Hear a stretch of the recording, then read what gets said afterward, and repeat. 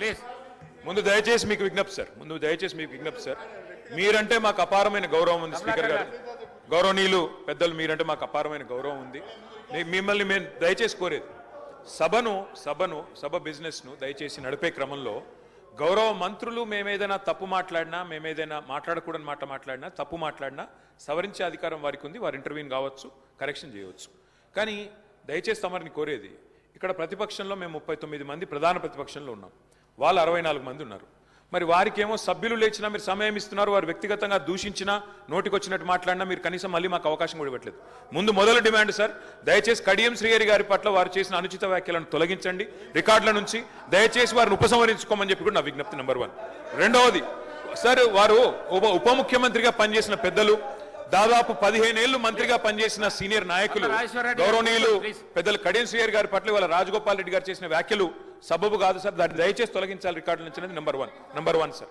రెండవది రాజగోపాల్ మీరు కూడా ఒకటి సార్ ఒక విషయం మాకు క్లియర్గా చెప్పండి మా సభ్యులు లేచి అడిగితే మరి సభ్యులకైతే ఒకటే హక్కు ఉంటుంది సార్ అందరి సభ్యులకు 119 మంది సభ్యులకు ఒకటే రకమైన హక్కు ఉంటుంది మా సభ్యులు అడిగితేనేమో మైకు రావడం లేదు మరి వాళ్ళ అవతల వైపు ట్రెజరీ బెంచెస్ లోంచి సభ్యులు అడిగినా మైక్ ఇస్తున్నారు ఎప్పుడు అడిగినా మైక్ ఇస్తున్నారు వాళ్ళని మాట్లాడమని మీరే మరి మోటివేట్ చేస్తున్నారు దయచేసి నా విజ్ఞప్తి మీతోని అందరు సభ్యులను ఒకటే ఘాటను ఒకటే పద్ధతిలో చూడాలి తప్ప ఈ రకంగా చూడడం ఇది భావ్యం కాదు కదా సార్ మీరు కూడా దయచేసి ఈ విషయంలో పునరాలోచించాలని విజ్ఞప్తి ముందు రాజగోపాల్ రెడ్డి గారు మాట్లాడిన మాటలను దయచేసి మరి రికార్డుల నుంచి తొలగించాలని మిమ్మల్ని కోరుతా ఉన్న అధ్యక్ష వారు కూడా ఉపసంహరించుకుంటే వారి గౌరవం దక్కుతుంది అట్లా మాట్లాడడం ఒక సీనియర్ దళిత నాయకుడి పట్ల ఒక సీనియర్ దళిత మంత్రి పట్ల గతంలో 15 ఏళ్లు మంత్రిగా పనిచేసిన పెద్దల పట్ల ఆ రకంగా మాట్లాడడం వారికి మంచిది కాదు ఉపసంహరించుకోమనండి లేదా మీరైనా రికార్డుల నుంచి తొలగించాలనేది డిమాండ్ రెండవ మాట అధ్యక్ష ఇందాక నాకు మీరు మైక్ ఇవ్వలేదు ఇప్పుడు ఇచ్చినారు అనుకుంటున్నాను దానికోసమే ఇందాక పొన్నం ప్రభాకర్ గారు మాట్లాడినప్పుడు నేను వారంటే నాకు గౌరవం ఉంది అధ్యక్ష పొన్నం ప్రభాకర్ గారు నేను 2009 నుంచి కలిసి పనిచేసిన సహచరులు ఆనాడు వారు ఎంపీగా నేను ఎమ్మెల్యేగా మొదటిసారి గెలిచినాం అప్పటి నుంచి కలిసి పనిచేసినాం కానీ సత్యదూరమైన మాటలు చెప్తుంటే వాస్తవానికి విరుద్ధమైన మాటలు చెప్తుంటే బాధతో తప్పకుండా అన్నాం అధ్యక్ష కానీ వారు కూడా గౌరవ మంత్రి వారు ఈరోజు గౌరవ మంత్రి గారు తప్పకుండా ఆలోచించాలి మాట్లాడేటప్పుడు ఒకటికి 2 సార్లు ఆలోచించాలి ఇవాళ వారి నియోజకవర్గంలో హుస్నాబాద్లో గౌరవెల్లి అనే రిజర్వాయర్ పూర్తయి ట్రయల్ రన్ అయిన మాట వాస్తవం కాదా అధ్యక్ష ఇవాళ హుస్నాబాద్లో ప్రజలకు తెలియదా వేములవాడ నియోజకవర్గంలో మలకపేట రిజర్వాయర్ మొత్తం పూర్తయి అందులో 1 టీఎంసీ నీళ్లు ఉన్నమాట వాస్తవం కాదా అధ్యక్ష ఇవాళ కాళేశ్వరం గురించి మాట్లాడి అదేమి జరగనట్టు నేను మేడిగడ్డకు పోయి వచ్చి మా మీద బురద జల్లే ప్రయత్నం ఏదైతే చేస్తున్నారో అధ్యక్ష నేను గౌరవ సభ్యులకు తమరి ద్వారా తెలియజేసేది అధ్యక్ష ఒకటే ఒక్క మాట అధ్యక్ష కాళేశ్వరం అనేది ఒక బరాజ్ కాదు అధ్యక్ష కాళేశ్వరం అంటే 3 బరాజులు 15 రిజర్వాయర్లు 21 పంప్ హౌజులు 19 సబ్ స్టేషన్లు 203 కిలోమీటర్ల టన్నల్స్ 1531 కిలోమీటర్ల గ్రావిటీ కాలువలు 141 టీఎంసీల స్టోరేజ్ కెపాసిటీ అదేవిధంగా 240 టీఎంసీల యూటిలైజేషన్ శ్రీహరి గారు ఏమన్నారు అధ్యక్ష శ్రీహరి గారు ఒకటే మాట అన్నారు స్టెబిలైజేషన్ కూడా తీసుకోవాలి ఒక ప్రాజెక్టులో కొత్తగా 97,000 కూడా నీళ్ళు ఇయ్యలేదని మాట్లాడితే స్థిరీకరించబడ్డ ఆయకట్టు ఎంత అని అధికారిని అడుగుతుంటే ముఖ్యమంత్రి గారు మాట్లాడనీయలేదన్నారు గొప్ప ఉదాహరణ నా నియోజకవర్గం అధ్యక్ష మా దగ్గర అప్పర్ మానేర్ అనే ప్రాజెక్టు నిజాం టైంలో కట్టినారు అధ్యక్ష 45లో కట్టినారు ఆ అప్పర్ మానేర్ అనే ప్రాజెక్టు కోసం ఆనాడు రాజశేఖర రెడ్డి గారి ఆనాడు ప్రభుత్వం ఉన్నప్పుడు కూడా పాదయాత్రలు జరిగినాయి దాన్ని ఎప్పటికప్పుడు స్థిరీకరించాలని నింపాలనే ప్రయత్నాలు జరిగినాయి కానీ ఎప్పుడు నింపబడ్డది అధ్యక్ష మొత్తానికి మల్లన్న సాగర్ కట్టిన తర్వాత మల్లన్న సాగర్ నుంచి వచ్చే కాలువ ద్వారా ఎప్పుడైతే కూడవెల్లిలోకి నీళ్ళు వచ్చినాయో కూడవెల్లి వాగులోకి ఈరోజు ఏప్రిల్లో ఎర్రటి ఎండల్లో కూడా మా మిడ్ మానేరు మా అప్పర్ మానేరు ఎండుతున్న మాట వాస్తవమా కాదా మా కరీంనగర్ జిల్లా శాసనసభ్యులు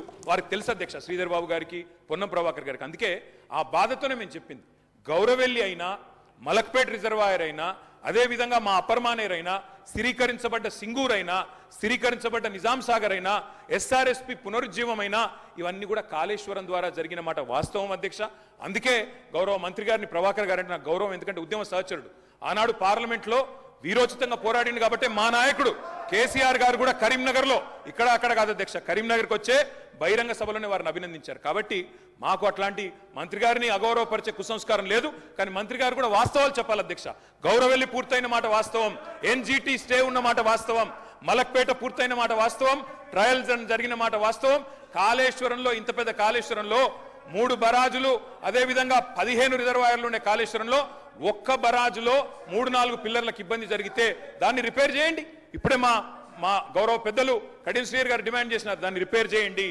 రైతుల మీద కోపం పెంచుకోకండి. కేసీఆర్ గారి మీద కోపం ఉంటే రాజకీయంగా ప్రయోజనం కావాలనుకుంటే ప్రయత్నం చేయండి, కానీ ఆ ప్రాంత రైతాంగం పట్ల కక్ష కట్టవద్దు. నింపండి, మేడిగడ్డ నింపండి, కాళేశ్వరంలో పంపింగ్ స్టార్ట్ చేయండి. వాళ్ళ 5,000 క్యూసెక్ల నీళ్లు కిందికి పోతున్నాయి. ఇది రాజగోపాల్ రెడ్డి గారు.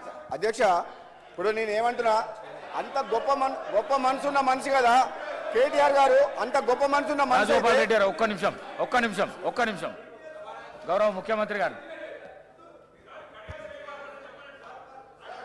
స్పీకర్ సార్, గత 3 రోజుల నుంచి శాసనసభలో తమరి అనుమతితో కృష్ణానది జలాల మీద కావచ్చు, గోదావరి నది మీద నిర్మించిన కాళేశ్వరం ప్రాజెక్టుకు సంబంధించి మేడిగడ్డ కావచ్చు, అన్నారం కావచ్చు, సుందిళ్ళ కావచ్చు, లేకపోతే పంప్ హౌజుల విషయంలో కావచ్చు, చాలా విషయాలలో మనం చర్చించుకుందాం. చూసి వచ్చి ఈ సభలో వాస్తవాల ప్రాతిపదికన చర్చ జరపాలి అని తమరి అనుమతితోటి మనం నిర్ణయం తీసుకున్నాం. వాస్తవంగా ఈ రైతుల పట్ల, తెలంగాణ సమాజం పట్ల గౌరవం ఉంటే ప్రధాన ప్రతిపక్ష పార్టీ ప్రభుత్వ ఆహ్వానాన్ని దృష్టిలో పెట్టుకొని అందరం కలిసి అక్కడికి వెళ్ళి ఆ ప్రాజెక్టులను పరిశీలించి అక్కడ జరిగిన నష్టాన్ని, రైతులకు వచ్చిన కష్టాన్ని అర్థం చేసుకొని ఆ సమస్యకు ఒక పరిష్కారం చూపించే అవకాశం ఉండే. రాకపోను కొత్తగా వచ్చిన ప్రభుత్వమే ఏదో తప్పు చేసినట్టు, ఈ తప్పుకు కొత్తగా వచ్చిన వాళ్ళే బాధ్యత అయినట్టు, అదేవిధంగా పదే పదే భాష గురించి, మాటల గురించి మీరు ఇట్లా అంటున్నారు, మీరు అట్లా అంటున్నారు, మమ్మల్ని గౌరవిస్తలేరు అని ఏదైతే చర్చ జరుగుతుందో, మాజీ ముఖ్యమంత్రి గారు నిన్న నల్గొండ జిల్లాలో వాడిన భాష మీద చర్చ చేద్దామా అధ్యక్ష? ఏం బీకనిక పోయినరని అడుగుతాడా అధ్యక్ష? మాజీ ముఖ్యమంత్రిగా 10 ఏళ్ళు పనిచేసి, కేంద్ర మంత్రిగా పనిచేసి, రాష్ట్ర మంత్రిగా పనిచేసి, శాసనసభ్యుడిగా పనిచేసి, పార్లమెంటుగా పనిచేసి, గొప్పలు చెప్పుకొని జబ్బలు జరుచుకునే ఉద్యమకారుని అనేట ఆయన ప్రధాన ప్రతిపక్ష పార్టీ హోదాలో ఉండి ఒక రాష్ట్ర ముఖ్యమంత్రిని పట్టుకొని ఏం బీకనిక పోయినావు అని అడిగితే, రా ఇప్పటికే ప్రజల్ని ప్యాంటు ఊడబిక్కురు, ఉన్న అంగి చొక్కా కూడా ఊడబిక్తాం. ఇప్పటికే తెలంగాణ ప్రజలు మొన్న జరిగిన ఎన్నికలలో మీ పాయింట్ ఊడబిక్కిరు. ఇవాళ ఆ పాయింట్ ఊడబీకితే చెప్పుకునే దిక్కులేక బొక్కబోర్ల పడితే బొక్కలు ఇరిగినాయి మీకు. అయినా మీ బుద్ధి మారలేదు. ఒక ముఖ్యమంత్రిని పట్టుకొని ఏం బీకనిక పోయినామని అడుగుతారా అధ్యక్ష? ఇది పద్ధత? ఈ రాష్ట్రం 4 కోట్ల ప్రజలు ఓట్లేసి గెలిపించిన ముఖ్యమంత్రిని పట్టుకొని ఏం బీకనిక పోయినామని అంటారా అధ్యక్ష? ఇదేనా తెలంగాణ సాంప్రదాయము? ఈరోజు నేను మళ్ళీ అడుగుతున్నా అధ్యక్ష, ఈరోజు మేడిగడ్డ మేడి పండులాక కుంగిపోతే మేడిగడ్డల నీళ్లు నింపడానికి అవకాశం ఉందా అధ్యక్ష? ఇవాళ మీరే సాగునీటి పారుదల శాఖ మంత్రులుగా పనిచేసారు కదా. చంద్రశేఖరరావు గారు, హరీష్ రావు గారు ఇద్దరు సాగునీటి పారుదల శాఖ మంత్రిగా పనిచేసారు కదా అధ్యక్ష. ఈరోజు వాళ్ళకే పెత్తనం ఇస్తాం, వాళ్ళనే చేయమని ఉండ్రి. ఈరోజు ఏ రకంగా మేడిగడ్డలో నీళ్లు నింపుతారో, మేడిగడ్డ నుంచి నీళ్లు ఎత్తి అన్నారంలో పోస్తారో, అన్నారంలో నుంచి సుందిలలో ఎట్లా పోస్తారో బాధ్యత వాళ్ళని తీసుకోమని ఉండ్రి అధ్యక్ష. మొత్తం కుంగిపోయి కుప్పగూలిపోతుంటే ఈరోజు అక్కడ నీళ్లు నింపడానికి ఏమాత్రం అవకాశం లేక పూర్తిగా ప్రాజెక్టు దెబ్బతిని ఖర్చు పెట్టిన 94,000 కోట్ల రూపాయలు వృధా అయిపోయి ఈరోజు మొత్తం ప్రాజెక్టే దెబ్బతిన్న పరిస్థితుల్లో ఈరోజు ప్రజల దగ్గరికి వెళ్ళి సమాధానం చెప్పుకోలేక శాసనసభకు రావాల్సిన ఉపనాయకుడు ఇక్కడ సభలోకి రాకుండా పారిపోయి ఈరోజు చర్చ చేద్దామంటే రాకుండా ముఖ్యమంత్రి గారిని పట్టుకొని ఇట్లా మాట్లాడొచ్చా అధ్యక్ష? అందుకే నేను ఒకటే మాట అడుగుతున్నా, మీరు ఇవాళ చర్చకు సిద్ధమైతే పిలువండి. మీ పార్టీ నాయకుడిని, మీ సభాపక్ష నాయకుడిని చర్చ చేద్దాము. రేపు సాయంత్రం వరకైనా కాళేశ్వరం ప్రాజెక్టు మీద గోదావరి జలాల మీద ఈ ప్రభుత్వం చర్చ చేయడానికి సిద్ధంగా ఉంది. పారిపోయి ఫామ్ హౌస్లో వండుకొని ప్రతిపక్షాలుగా బాధ్యత నుంచి తప్పించుకొని మీ అవినీతి బయటపడుతుందని, కాళేశ్వరంలో మీ దోపిడీలో జైలుకి వెళ్లాల్సి వస్తుందని కేసీఆర్ ను చంపుతారా అంటారు. ఎవరికి అవసరం ఉంది అధ్యక్ష చంపాల్సిన అవసరం? సచిన పావును ఎవడైనా చంపుతారా అధ్యక్ష? మొన్నటి ఎన్నికలలో ప్రజలు ఆ పావును చేత్తో కాదు కట్టెతో కొట్టిరు అధ్యక్ష. ఆ పాము ఆల్రెడీ సచ్చింది. సచిన పావును చంపాల్సిన అవసరం మాకే ఉంది అధ్యక్ష. ఈ రోజు సానుభూతి కోసము వీల్ చైర్ నాటకాలు, వీధి నాటకాలు ఏంటి అధ్యక్ష ఇది? ఈ రోజు అవకాశం వచ్చినప్పుడు ఈ సభలో చర్చ చేయడానికి ప్రభుత్వం సిద్ధంగా ఉంది. నిజాయితీ ఉంటే, మీరు అవినీతికి పాల్పడకపోతే, మీరు చెప్పినట్టు మేడిగడ్డలో 2, 3 పిల్లర్లు కుంగిపోతే దాని మీద తీసుకోవాల్సిన నిర్ణయాల మీద మాజీ ముఖ్యమంత్రి గారు చంద్రశేఖరరావు గారిని సభలోకి రమ్మనుండ్రి. చర్చ చేయడానికి ప్రభుత్వం సిద్ధంగా ఉంది.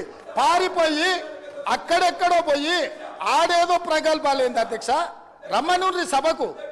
వాస్తవాల మీద చర్చ చేస్తాం, మొత్తం ఇక్కడ పెడతాం. ఇవాళ ఆయన తప్పించుకుంటాడు, ఈయన వచ్చి ఈడ కొత్త మాటలు చెప్తాడు ఈడ. కాబట్టి అధ్యక్ష, దీని మీద ఇప్పుడు జరుగుతున్న చర్చ దేని మీద జరుగుతుందో ఆ విషయం మీద చర్చించమని ఉంది. ఎట్లాగూ సాగునీటి ప్రాజెక్టుల మీద శ్వేతపత్రం పెట్టడానికి మా ప్రభుత్వం సిద్ధంగా ఉంది. మీరు ఏమేమి విషయాలు ఉన్నాయో, ఏమేమి చర్చ చేయదలుచుకుందో మొత్తానికి మొత్తం శ్వేతపత్రం సందర్భంగా చర్చ చేద్దాం. లేదు కాళేశ్వరం మీద మీరు చర్చ అంటారా? దానికోసం ప్రత్యేకంగా తమ సమయం కేటాయించండి. కాళేశ్వరం మీద చర్చ చేయడానికి మేము సిద్ధంగా ఉన్నాం అధ్యక్ష.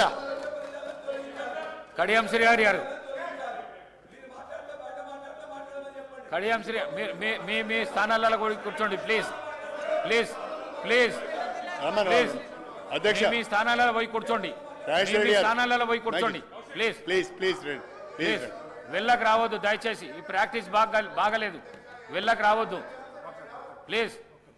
అధ్యక్ష, గౌరవ ముఖ్యమంత్రి గారు సభకు వచ్చిన తర్వాత నిన్న మేడిగడ్డలో జరిగింది కానీ లేదా నల్గొండలో జరిగిన విషయాలపైన, కృష్ణానది జలాలపైన, గోదావరి నది జలాలపైన శ్వేతపత్రము పెడతామంటున్నారు. తప్పకుండా ఆ శ్వేతపత్రం చర్చలో మేమందరం కూడా పాల్గొంటాం అధ్యక్ష. అన్ని విషయాలను కూడా మనము చర్చించడానికి అవకాశం ఉంటుంది. కానీ ముఖ్యమంత్రి గారు వాడే భాష పట్ల మాకు అభ్యంతరం ఉన్నది అధ్యక్ష. ఇప్పుడు ఇక్కడ అధ్యక్ష, నేను ముఖ్యమంత్రి గారికి ఒక చిన్న సూచన. మీరు కాంగ్రెస్ పార్టీ ప్రెసిడెంట్గా ఉన్నప్పుడు ఎన్ని విషయాలైనా మాట్లాడవచ్చు. కాంగ్రెస్ పార్టీ ప్రెసిడెంట్గా ఎన్ని విషయాలైనా మాట్లాడవచ్చు. కానీ ముఖ్యమంత్రిగా, తెలంగాణ రాష్ట్రానికి ప్రతినిధిగా, తెలంగాణ ప్రజలకు ప్రతినిధిగా నిండు శాసనసభలో మీరే సహనం కోల్పోయి మీరే వాడరాని భాషను మాట్లాడితే మీరు ఒక ఎగ్జాంపుల్ను సెట్ చేసినట్టుగా భావించవలసి వస్తుంది. ఇది మంచి పద్ధతి కాదు అధ్యక్ష. నేను ముఖ్యమంత్రి గారు సమయం పాటించాలని నేను కోరుతున్నా. వారికి ఓ ప్రధానమైన బాధ్యత ఉంటుంది. వారి పట్ల రాష్ట్ర ప్రజలకు గౌరవం ఉంటుంది. ఆ గౌరవాన్ని కాపాడుకునే విధంగానే ముఖ్యమంత్రి గారు మాట్లాడాలి తప్ప కోమటిరెడ్డి రాజగోపాల్ రెడ్డి యొక్క మాట్లాడితే బాగుండదు అధ్యక్ష అని ఈ సందర్భంగా చెప్పదలుచు. రాజగోపాల్ రెడ్డి గారు నా వ్యక్తిగతంగా నా పేరు తీసుకొని మాట్లాడండి. వినండి ఒక మాట. రాజశేఖర రెడ్డి గారు ఇప్పుడు నా పేరు తీసుకొని మాట్లాడారు. ఏమని? నేనెవరినో చీట్ చేశానని, నేనెవరికో మోసం చేశానని. అసలు కాంగ్రెస్ పార్టీకి చీడ పురుగు నువ్వు. కాంగ్రెస్ పార్టీని చీట్ చేసింది నువ్వు. కాంగ్రెస్ పార్టీని నాశనం చేసింది గారు. Congress party affairs legislative affairs minister గారు